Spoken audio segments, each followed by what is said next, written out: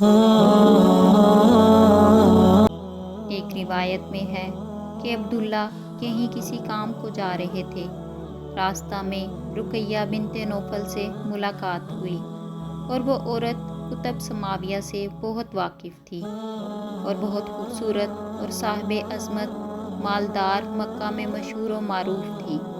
جب ان کی نظر عبداللہ پر پڑی تو جو حکایات اور علامات نور محمدی کی تورات اور انجیل میں دیکھی تھی وہ عبداللہ کے چہرے پر چمکتی دیکھی، اور پھر دیکھتے ہی وہ عاشق اور بے قرار ہو گئی، اور پھر بولی کہ تم کون ہو اور تمہارا نام کیا ہے؟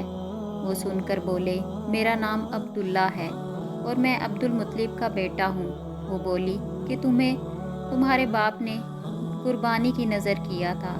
کہا ہاں بے شک نذر مانی تھی، اور وہ بولی کہ میں دختر نوفل ہوں اور رقیہ اور تاجرہ ہوں، اگر تم مجھ سے نکاح کرو گے تو 100 اونٹ کے بوجھ اور مال اور خزانہ تم کو دوں گی۔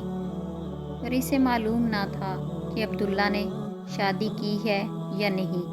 پھر عبداللہ نے ایک بہانے سے اس کو جواب دیا اور کہا بہت اچھا، اپنے باپ سے پوچھ کر ان سے اجازت لے کر آتا ہوں۔ تب عبداللہ اپنے گھر جا کر اپنی بیوی آمنہ سے ہم بستر ہوئے۔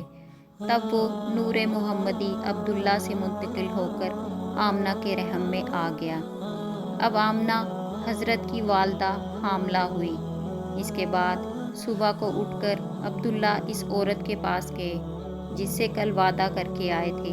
جا کر اس سے کہا کہ کل جو تم نے مجھ سے نکاح کی بات کی تھی اب میں آیا ہوں۔ وہ عورت بڑی عقل مند تھی۔ عبداللہ کے چہرے کی طرف جو اس کی نظر پڑی تو وہ نور متبرک جو اس نے دیکھا تھا۔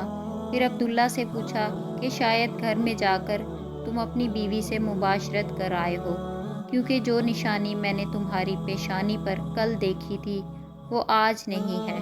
وہ بولے ہاں، جو تم نے تجویز کی وہ سچ ہے۔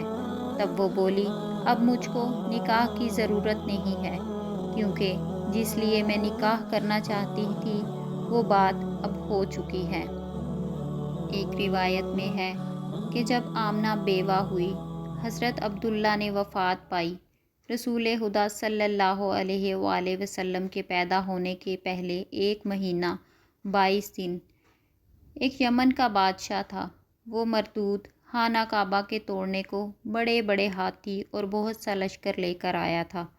اللہ تعالیٰ نے حضور صلی اللہ علیہ وآلہ وسلم کے قدم مبارک ڈالے اور خانہ کعبہ کو محفوظ رکھا۔